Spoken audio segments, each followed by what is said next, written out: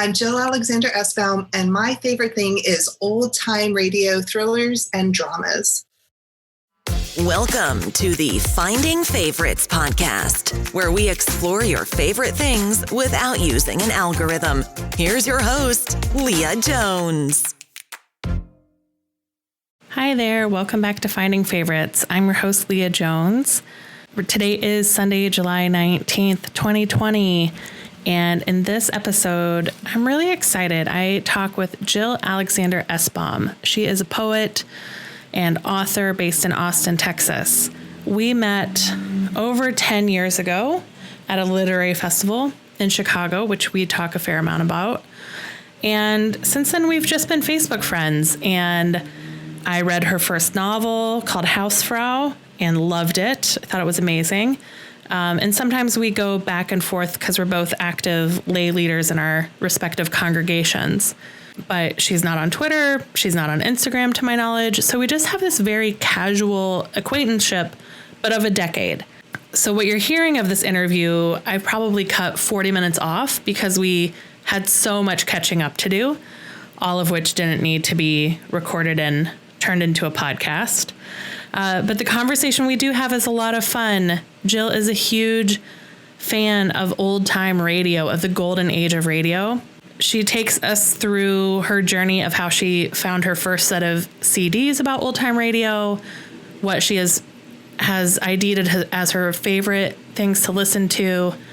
And it's a really great introduction to old time radio, that there's a lot more to it than what was in the wireless catalog, if you got the wireless catalogs growing up.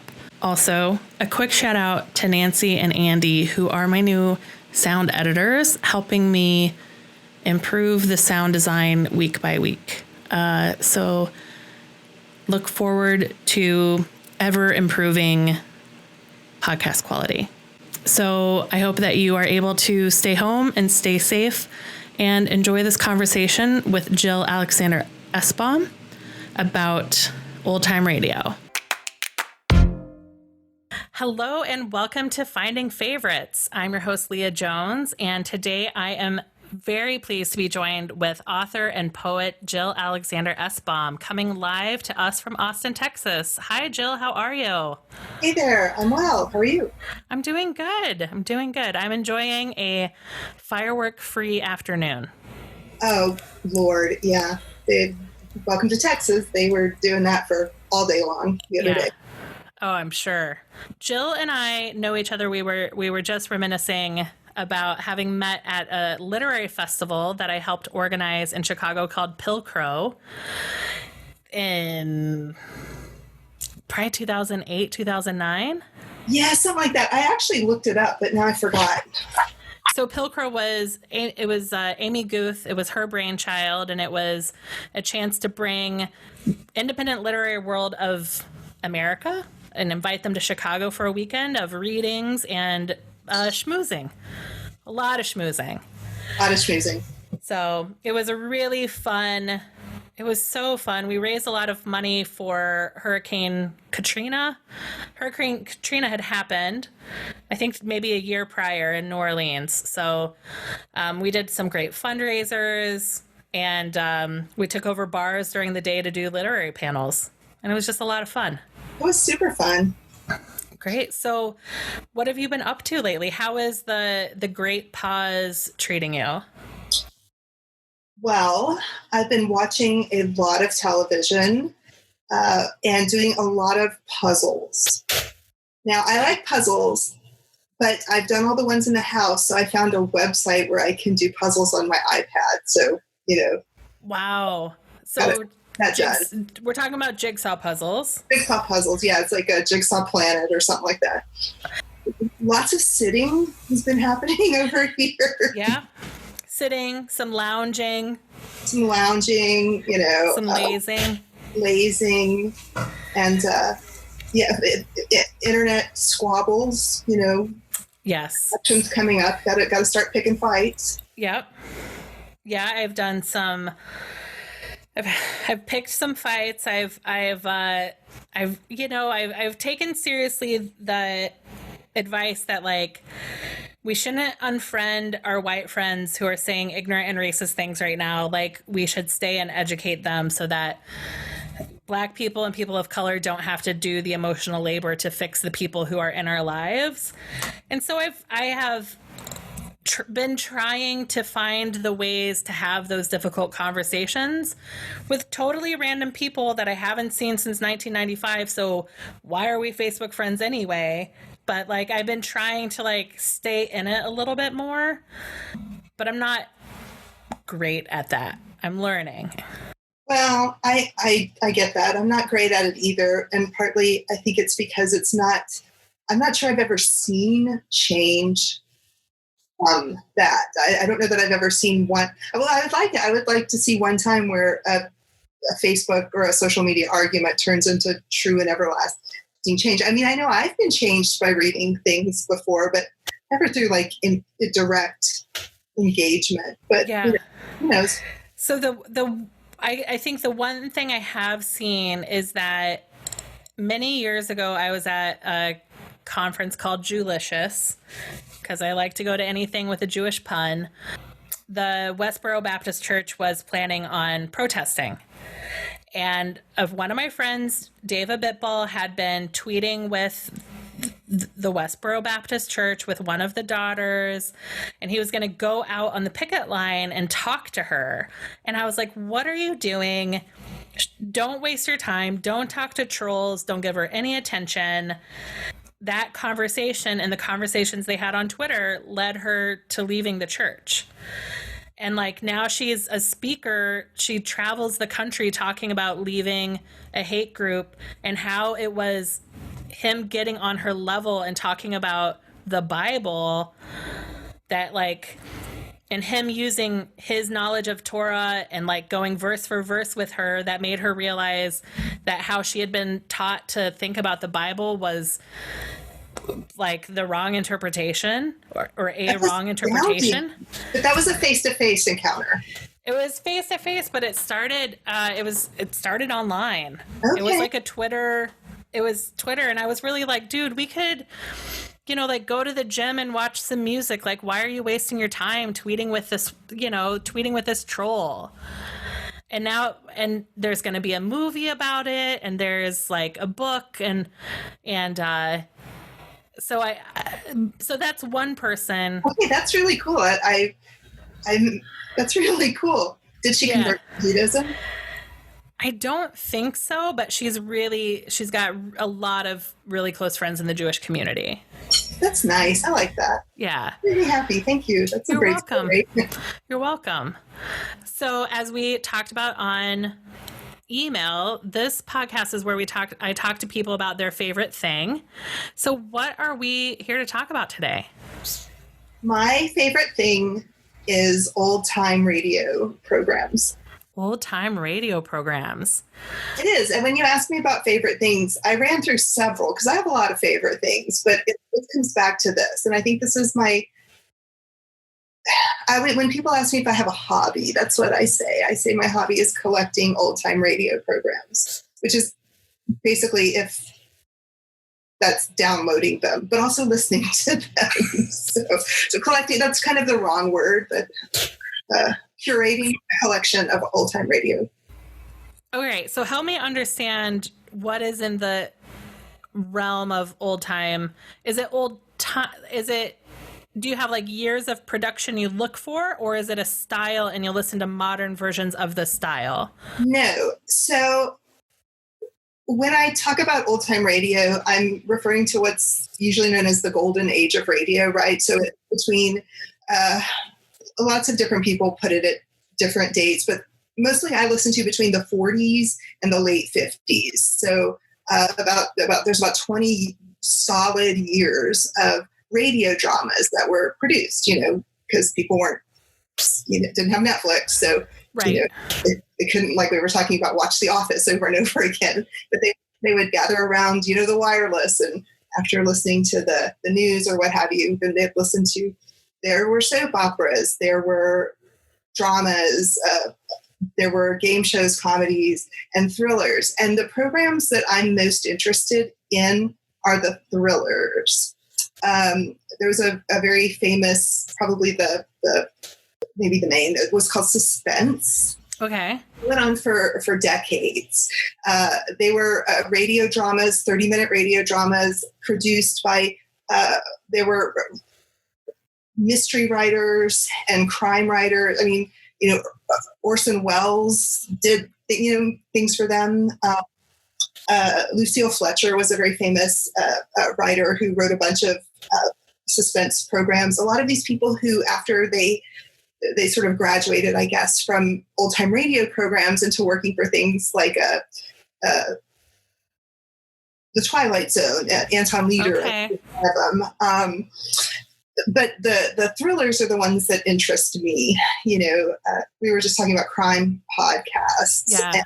And, so they're usually around a crime that has already happened or is in the middle of happening in the program. And, there's one show called The Whistler where you already know who commits the crime. But if you listen to the end, there's like a twist. Now, when I try to introduce my friends to these shows, they're like, Jill, they're so evident. They're so obvious. There's right. a surprise here. But it's not about surprise. The name is in the title. It's suspense. That's not the same thing, So how is it that you know the person at the beginning? Do they show you? Do you hear the crime and then people try to solve it, or? No. Well, so The Whistler is the one where you know who's guilty, but by the end of it, there's some twist. Like usually they'll get their comeuppance. Okay. Then they'll accidentally drink the cup that the other person had poisoned, or some silly things. I mean, we're talking about hundreds of programs. I mean, these were on for a really long time, I think.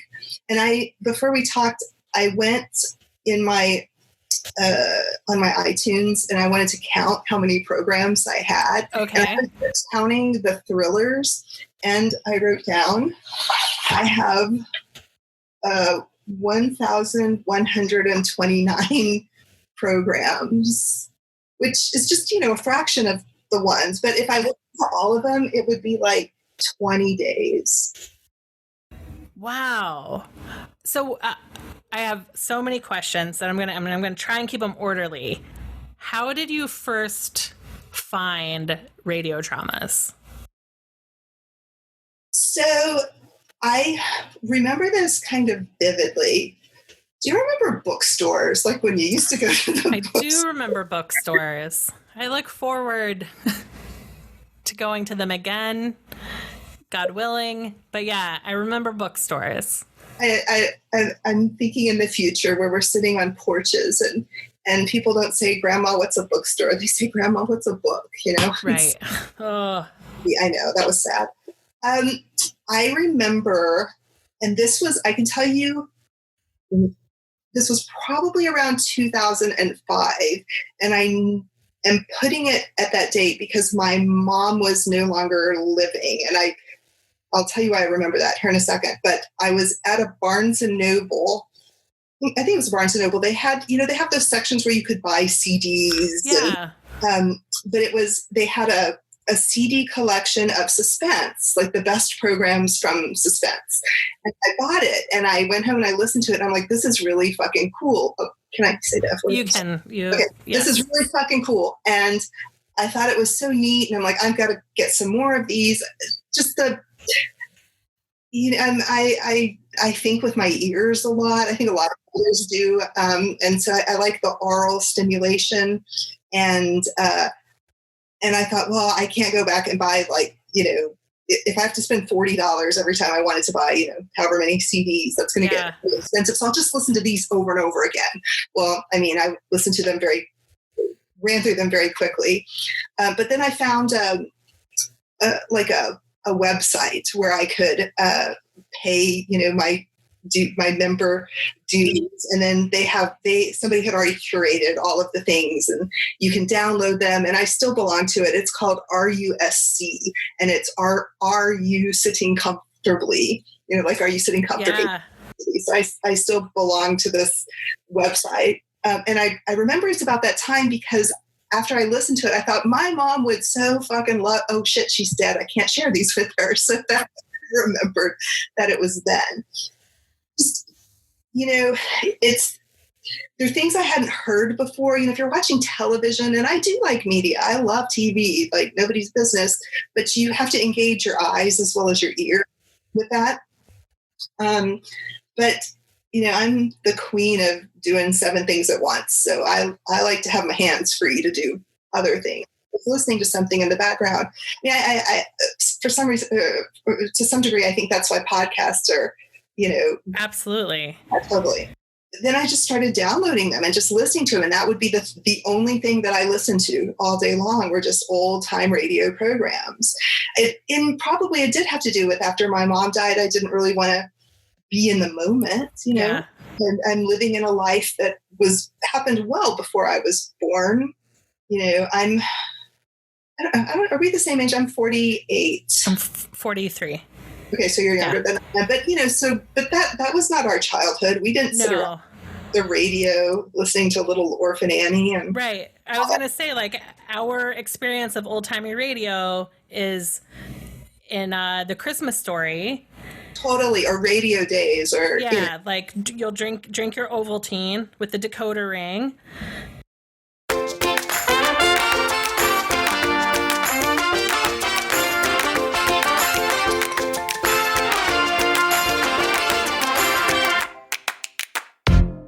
There are, and those are programs that are still available, and I've done. There's enough people who've been interested in it now, and also because of the because of the way the internet has developed, other people have different archives. And you can go on actually the Internet Archive, and I'll like on the Internet Archive they have like a playlist of every Whistler that was ever produced, right? How were they? I feel so dumb, but were they live radio? Or were they like recorded onto records and shipped out to radio stations to be able to play them? Like, how are there archives of radio shows from the 40s and 50s? I'm not a scholar about this, and I want to write something about it, but then I'd have to learn more about it, like take the fan part where I'm just enjoying it out of it. I will tell you, for the Whistler, so I think it was Sunday, every Sunday the Whistler would come on, and there was a woman. So their theme song was this, it was a person whistling, and there was a woman who would whistle, and it was live every time she whistled it. It wasn't recorded like.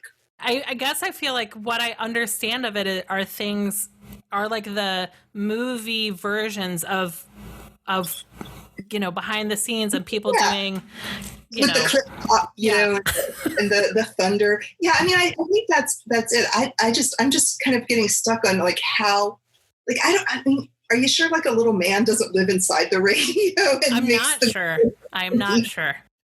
I think he's the cousin of the guy who lives inside the fridge who turns the light off. I don't know. And then there would be the East Coast broadcast and the West Coast time. And so I know there was stuff in New York and there was stuff in LA. And so however the magic is that it got there, it was broadcast. And I know some of these were live to some degree because there are mistakes and people trip over the lines, In these internet archives and user groups that you're a part of, then are there people who are experts in collecting different topics, or do you have like go-to places for the shows you like, or that? Well, at this point, they're all on my computer, so that's what I go to. And I've never interacted with people about this. I think, because it's just, I'm an insomniac. I mean, I'm more awake in the middle of the night than I am during the day. So it's at that only time in the middle of the night, you already feel like you're out of sorts with your own world. Why don't I just put on some of these old programs, and now I'm literally in a different era. It really is kind of a fun time travel. It is kind of a fun time travel, and like I said, you're not that committed to, it's not like you're not going to listen to a movie anyway, but it's just, 30 minutes, an hour, depending. Some of these are like Suspense did a few things where they would adapt, like I know they have one episode of The Pit and the Pendulum, right? So they would adapt stories to, but Suspense was great because they would also have actors, like there were, like Lucille Ball played in at least one of them, and Agnes Moorehead, in Dora. Yeah. She was like the queen of suspense. She was on so many episodes of Suspense. Like she was the grand dame of radio mystery drama. Wow. So it's kind of fun hearing him. Like, I know this voice. Oh wait, that's Cary Grant. Okay, yeah. Would do you have a sense of, were they coming on as like a special guest star to boost the ratings, or is this like pre-Hollywood Cary Grant? No, I think they were, it was concurrent. Yeah. Yeah, I think it was concurrent. And I think it was something that people always enjoyed doing. Yeah, you don't have to do hair or makeup.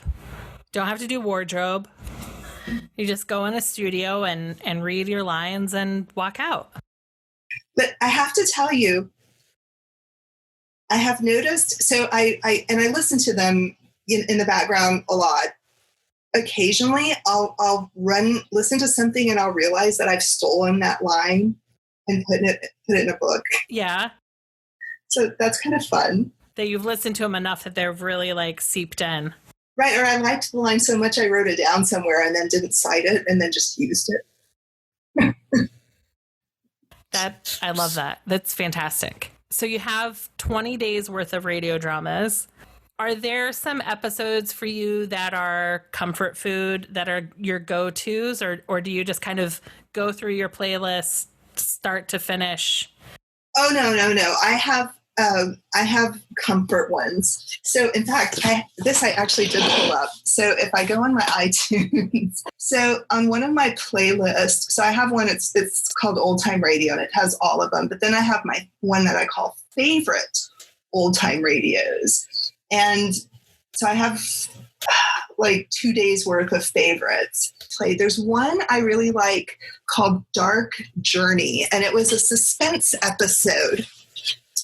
And it starts off, they're on a train, and gosh, I don't even remember the woman who was in it. She's like, "We are on a dark journey. I am going to visit my friend, and I haven't seen her since that last fateful weekend where we went together to New York to visit the man who she was, the friend that she was visiting was attached to." And anyway, it's a story about this woman who was in love with this man, and this man was really indifferent to her. Uh-huh. And so she kind of loses her shit at some point in the episode when the guy won't have anything to do with her. And she's like, "I can will him to me. I can will him to my, into my arms." And anyway, in the end, she winds up marrying him.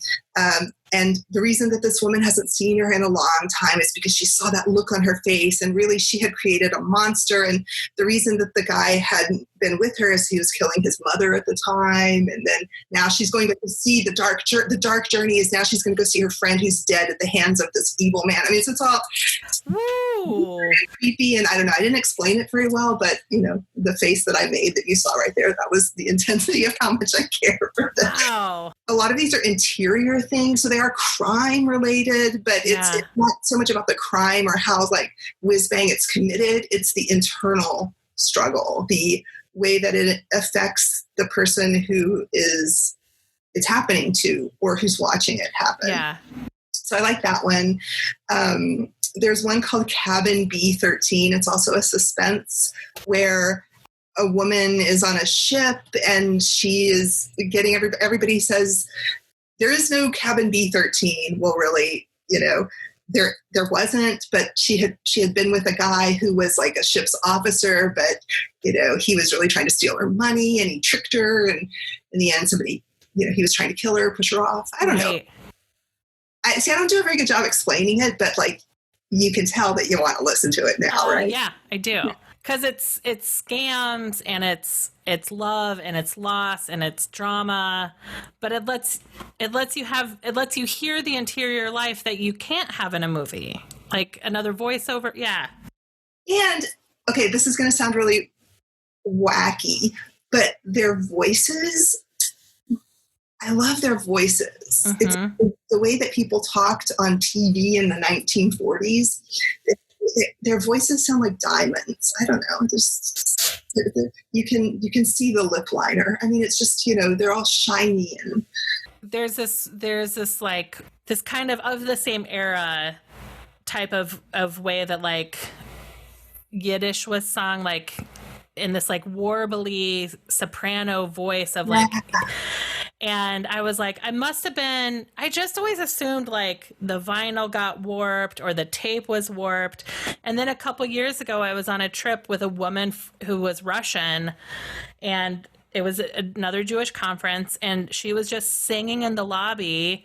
She sang in that warbly soprano Yiddish style. And I was like, I suddenly realized it wasn't a technology that gave us that voice. Like, that was the real voice. And here she was in 2018, and she had learned how to do that style of performance. It's like a timestamp on a that's really cool. There's a scene in the Netflix show Hollywood. Ryan Murphy, I think, directed it. It's problematic, I think, in lots of ways that we're not going to talk about. But there's a scene where one of the acting coaches is teaching someone the voice. And this is like maybe 5 years after Gone with the Wind. It's early 40s. It's 46, 47. It's after the war. Right. And it's this whole classroom of actors being taught the voice. Unlearn your Midwestern or New York or prairie accent and get like that Hollywood voice, that radio voice that was so distinct. It is so distinct. And in my fantasy Essbaum land, I am a radio actress. Yeah. Now, have you tried writing scripts for radio dramas? Have you ever thought about that? No, I haven't. Now, the place where you can listen to radio dramas now is through the BBC. They have, and I listen to those too. On BBC Radio 4, they have Drama of the Week. Yeah. So there are people doing radio dramas. So these are modern dramas in the style of, or no, they're just modern dramas, and some of them are comedies, but just it's radio plays. In fact, the BBC is Radio 4. They have all sorts of lovely. I briefly lived in London, and what I would listen to go to sleep at night was the shipping news. Shipping forecast, yeah. The Beaufort scale, I'll love that. South by Southwest, -2. Orkney, 3. I love it. I'm like, I don't know what any of this means, but it is the most calming voice and the most nonsense pile of words and numbers. I love it. All right, so you found radio dramas at a bookstore. Then you found the internet user groups and places where you could download and fill up your iTunes. Mm-hmm. And there was a time where I was downloading kind of everything. I'd be like, oh, here's a soap opera, here's a comedy. And, there is great love in my heart for the comedies of the time, Fibber McGee and Molly and the George and Gracie and all of that. But I always go back to the thrillers. They're so dramatic, And are the thrillers more episodic, like they're one and done, or do any of them have arcs that go over a season? No, they're one and done. They're one and done. There were soap operas, right? So growing up, my favorite soap opera I watched with my mom were As the World Turns and Guiding Light. And Guiding Light started out on the radio, so I have. Really? I did. Wow. So I have all of the guiding lights that I could find, Of course, some of the characters are still, it's still in families. Yeah. Here now, but game shows also. I enjoy, of course, You Bet Your Life, Groucho Marx. Yep. That's always kind of fun. And I was going to mention this.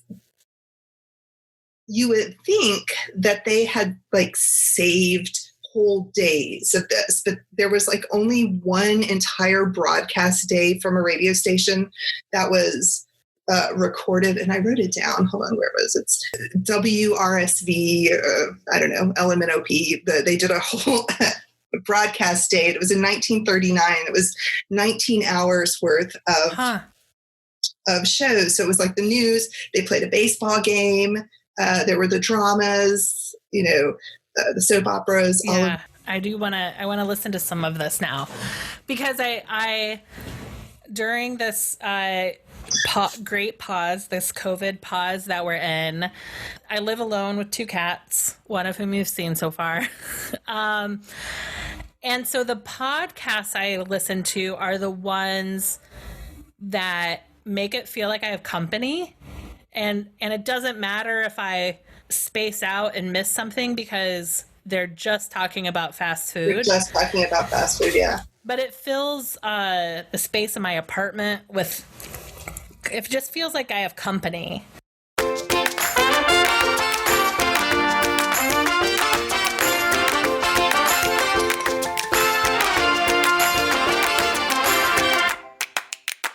You were asking about favorites, and I had totally forgotten until I pulled it up.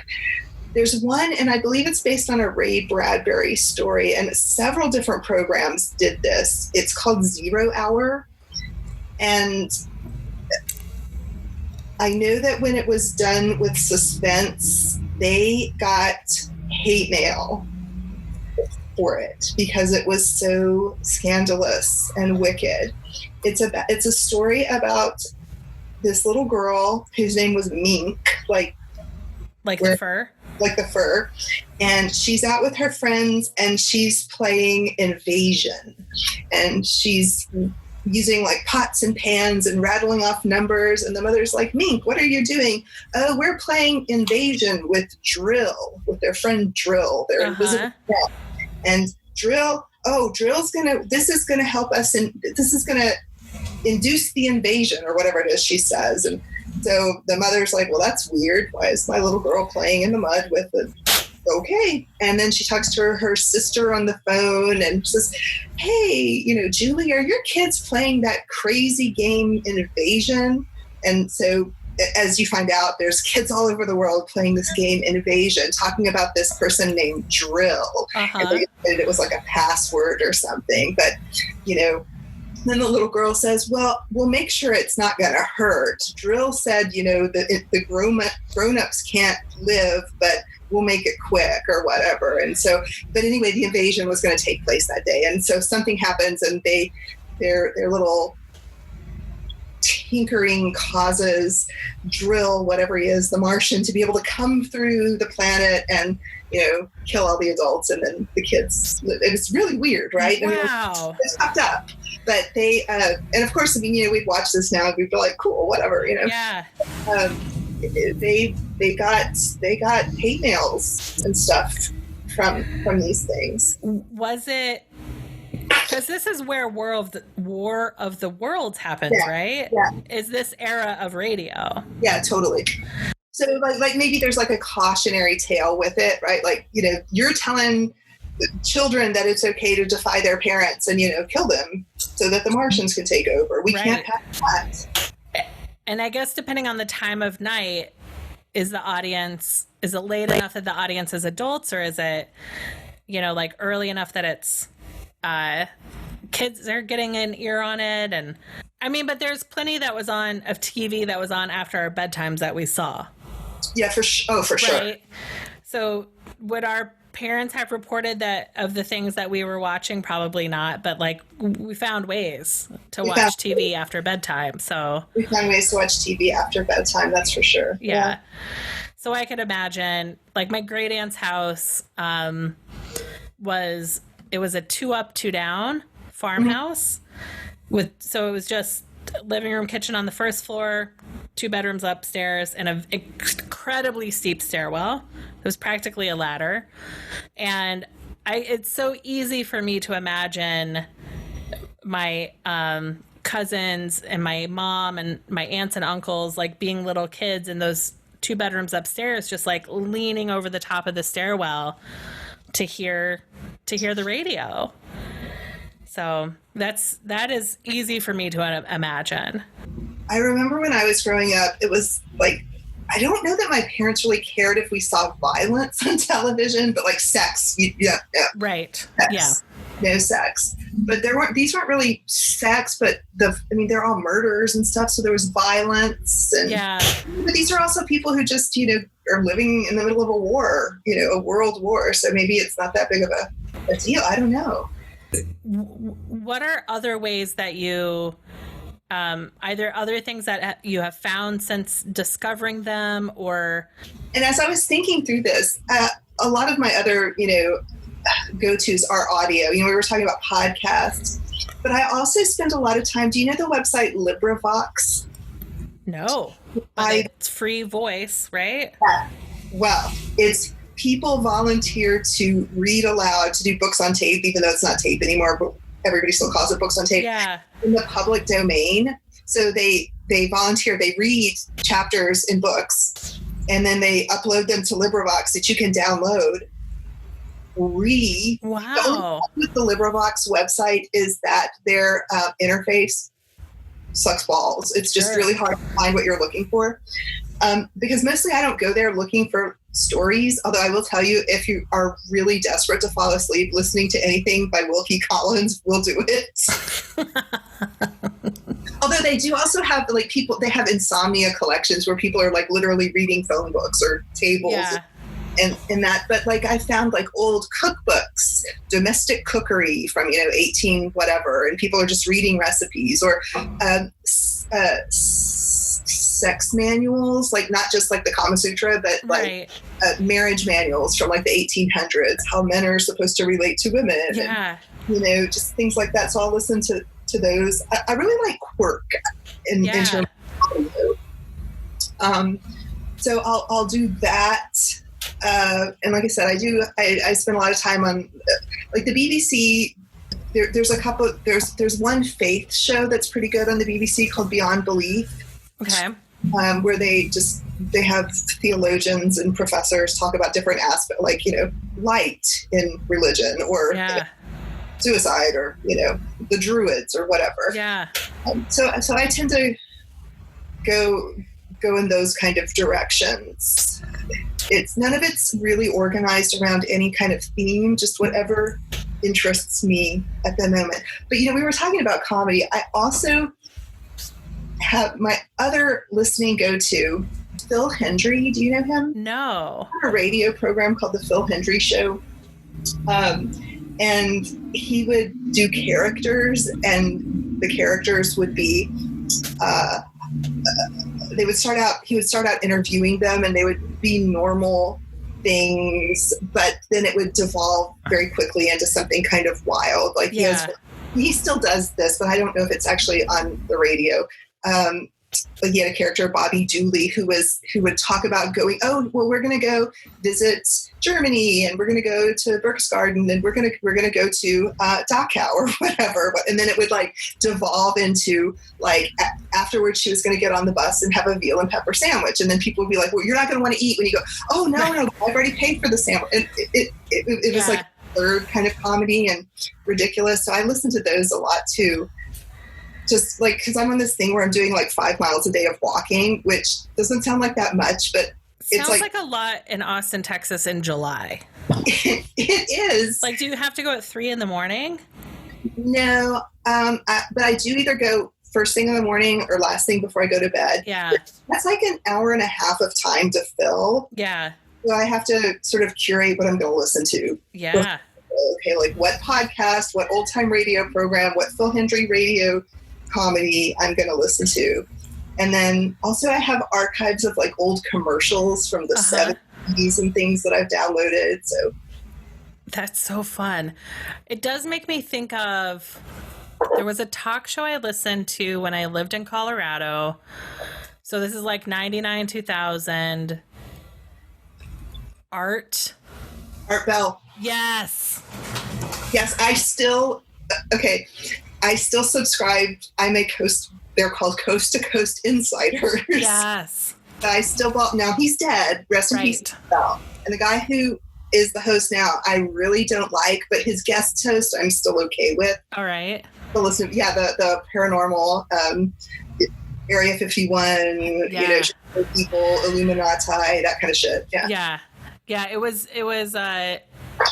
because at the time when I was really listening to it I was like a waitress and I worked at Walmart. I worked at Walmart until 2 a.m, and then I'd have to come down and kind of like unwind and try and get some sleep before I had to go to the restaurant the next day.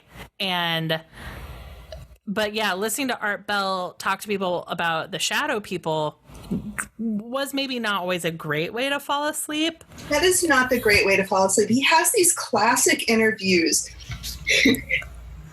with it was Father Malachi Martin, and he had been a Vatican priest, and he had several interviews. So there's like 12 hours of archived interviews of him talking to this priest about exorcisms. That is also a go-to for me, but it's really scary, and I wouldn't recommend listening to that before you go to sleep. So that's a morning walk story. Yeah, that's a morning walk thing. That's a morning walk. Yeah, I listened to, I just think I had an old radio or a clock radio, and it was pretty limited in what it could get in, but Art Bell came in loud and clear. I really like audio. I like audio. Yeah. I really rejected it for years. My friends would ask me, like, what podcast was I listening to? And they're just like, there's no one else we know but you that like screams podcast. But I just refused. I just couldn't. I had a hard time understanding like how to get them onto my phone to listen to them. I was always losing headphones. Like I just, for whatever reason, I just was too lazy for podcasts. And then the West Wing Weekly came out, and I had recently enough watched West Wing for the first time that I was like, okay, I'll listen to this podcast. And then once you're listening to 1 hour of audio a week isn't enough. And it's easier to get the NPR Sunday morning shows as podcasts than try and keep my radio tuned on top of my microwave. So once I opened the floodgates to podcast, now I've got like 20 in the mix that I regularly revisit. I recently looked up for my long ass walks. I was like, I gotta find some other stuff to listen to, because if you have some, why not more? And so I just Google searched on weird or outre podcasts, and I found one called Pen Addict, where it's like people talking about pens. Yeah. Have you listened to that one? I haven't, but I have some friends. Is it about fountain pens? It's about stationary pens. I mean, it's pretty fucking specific. That's amazing. Let me look at my list. I don't have anything right now that's that specific. So one that I return to regularly is called Gilmore Guys, which is 2 guys talking about the Gilmore Girls. But they have episodes that are like 3 hours long talking about one episode of the Gilmore Girls. So it's just good. Again, I can tune in and tune out. It's comfort noise. I just started listening to Office Ladies, which is, Angela Kinsey and Jenna Fisher rewatching. Yeah. And I put it off for so long because I thought it would really interfere with my love of the show. But as it turns out, they're fucking delightful. And I want to be pals with them. IRL, as the kids say. Just as we were talking, I pulled this up. I have a lot of paranormal, stuff they don't want you to know, that kind of, I really love stuff you should know about, or stuff they don't want you to know. And I know that there are, and this I have actively avoided listening to. I know there are podcasts that talk about old time radio, but again, I'm not coming to it I think the reason I come to it is just because I like the way it sounds. I like the way it feels in my ears. Yeah. And the buttons that it punches, maybe in my artist's soul, I guess. Yeah. Maybe there's something. I've never tried to write it. I don't really feel the need. I don't feel that's not where it takes me, but yeah. I like the way I like feeling like I'm in 1947 Los Angeles. I don't know. Yeah. Yeah, I think that's an important lesson. That's hard to, like, it's hard to remember in 2020 that it's okay to love something without turning it into a side hustle or without recreating it. That it's something that it's only been in the last few years that I've gotten comfortable, just because I did stand-up comedy in my 20s. And then 2 years ago I was just like, okay, I'm gonna do it again. I'm 40 now. I've got more to say. I've got a thicker skin. The Me Too movement has started, so maybe like comedy is a safer space to be a woman. And I did it for another summer, and then I started listening to comedy podcasts and heard like one stand-up comic after another say, well, no, the advice I give people is if you can imagine doing anything else with your life, do the other thing. Like if you have to do stand-up comedy, do stand-up comedy. But if you don't, if it's not a drive, then do something else. And that is how I started to give myself permission to like be comfortable with the fact that I wasn't driving towards professional comedy.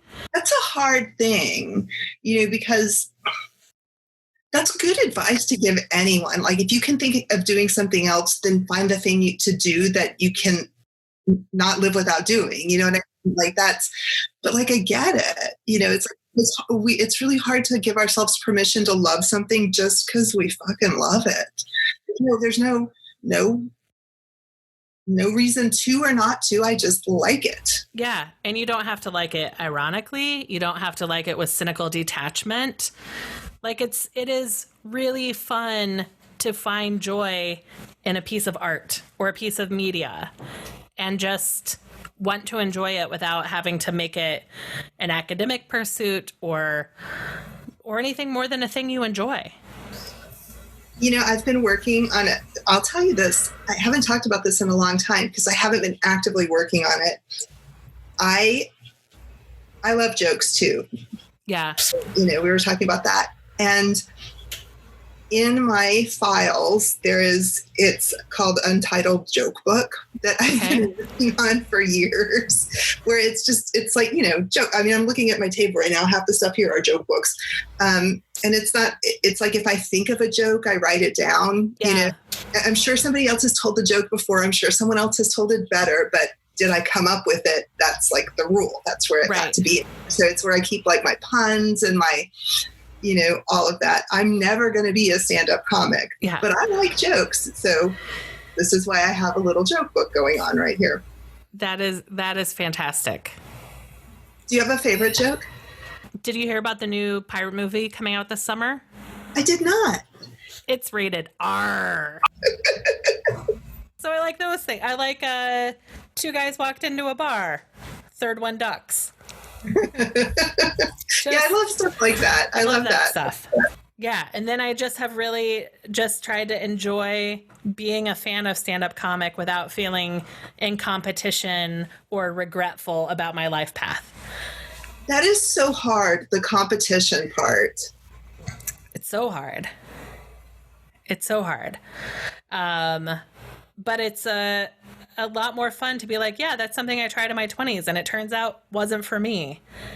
And I've got a few famous people that I can drop into conversation and I have some stories about them. And earlier in their careers, they still remembered me and that was nice. That's awesome. Yeah. I didn't even run around with them. We went to the same open mics and they never invited me to go do anything outside of an open mic. But like, we're Facebook friends. Yeah, there comes that point where you realize you're not going to be able to do everything. We're not going to be able to do everything. Yeah. So you spend your time on what you care most about.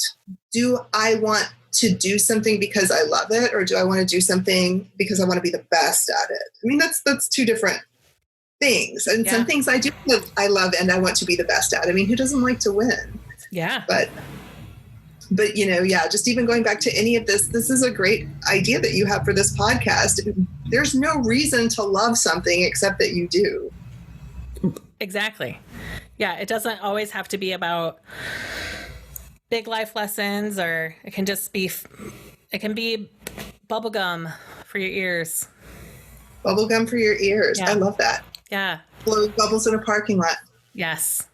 So, Jill, this has been so much fun. Thank you. Thank you for having me. You're welcome. What is going? I mentioned your new book. I hope I mentioned at the top, Woodland, a book of poetry. Your first novel came out a few years ago, Hausfrau. But what are you up to these days? What would you like to promote?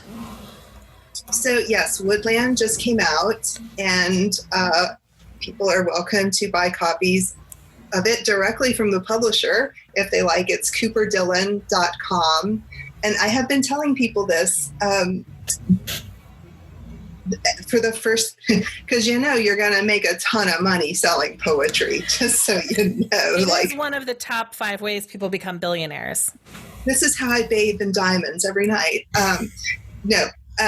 I have committed the first year's worth of royalties of this book to a charity, which is Micah 6 in Austin. It's a food bank, interdenominational food bank, and life center resources for people who are struggling or people who are homeless. And so that's the first year of royalties are all going to Micah 6 of Austin. Wonderful. So people should buy it from Cooper Dillon. cooperdillon.com, and buy more than one. Write that shit off your taxes. Yeah, I mean, poetry is always an excellent gift. It is a good gift. I will tell people it's a little bit sad. Okay. But there are a lot of puns in it. It has funny moments. All right. It's got a lot of trees on the cover. It might be one of my favorite covers of all my books. It is a beautiful cover. Yes, I'm holding it up to the screen like the people in the video can see that. I will include the link in the station notes, in the episode notes. Yeah, and I'm working on a new novel right now, and maybe some other stuff. Maybe a book of short stories. I've been doing this little experiment every day where I write a new short story. So, wow, a new one every day. Well, it's a little more complicated than that. I start a new one. I do these timed writing episodes every day, and I've been doing it for a while. And so my theory is that you can come up with anybody can come up with an idea. It's the see-through that's following. So if I time myself for a new idea every day, then, at the end of the year, I'll have 365 ideas to choose from, maybe. Yeah. So, but I'm not going for 365. I'm just going for a certain amount. But maybe, hopefully, I can have a book of short stories. So basically, I'm teaching myself how to write a short story because I don't think I've ever written one successfully. Okay. I already wrote my life story. It was called Hausfrau. And it was phenomenal. Thank you. And I remember when as I mentioned, I read it in Israel and then I passed it on to a girlfriend to read. But the first person I saw after I finished reading it, I was like, she's still too new in her immigrant experience to read this book. I'm going to give this to someone who is like a little more acclimated to her new country. It is not a book for for lots of reasons. It's not a book I would recommend. In fact, there's people I know who like have kids or who've had like trouble in their marriages. And I've said, we have been friends for a really long time. And I'm telling you right now, don't read this book. Right. But it is, I loved it. I thought it was beautiful. Thank you so much. I appreciate you doing that. Yeah. And if you ever wrote a short story about snow cones, I would read that too. Because it's really like one of my favorite Facebook love stories is like when you guys post your snow cone anniversary photo every year. So, well, how are we going to do it this year is what I'm saying. It's time to invest in a snow cone machine, I think. We have a snow cone machine. And okay, so our meet-iversary, and this will be our 9-year. 9 years. 9 years. I know, wow. Right? When you and I met, I think maybe I had just gotten divorced. Yeah. So I was dating a bunch of different people. But Alvin and I met in 2011 because we always have to get the same snow cone. I had a sugar-free banana. He had he had a medium spearmint, which is the nastiest flavor short of sugar-free banana. Yeah. And we always get the same. bones. And so this year we have to do something different. Is the snow cone place closed for the COVID? I don't know. It's literally a mile away from our house, so she'll walk by there today. Yeah, I could see needing to make new plans. There's maybe another way to get sugar-free banana and spearmint. What a strange flavor combination. I mean, it wasn't combined. It was one-on-one, but... It was one-on-one, but now the world... I mean, we can't not do it. We have to do the same thing every time. Yeah. And so what we would usually do is recreate our first date and then our second date, which was then we went to my favorite vegetarian restaurant down the street on the second date, which was the next day, which we followed up with coffee across the street. But the coffee shop is closed. It's gone now. Okay. The restaurant is still there. So we're going to have to figure out something to make sure that our marriage stays solid. Yeah. Well, I look forward to seeing the compromise you come up with this year.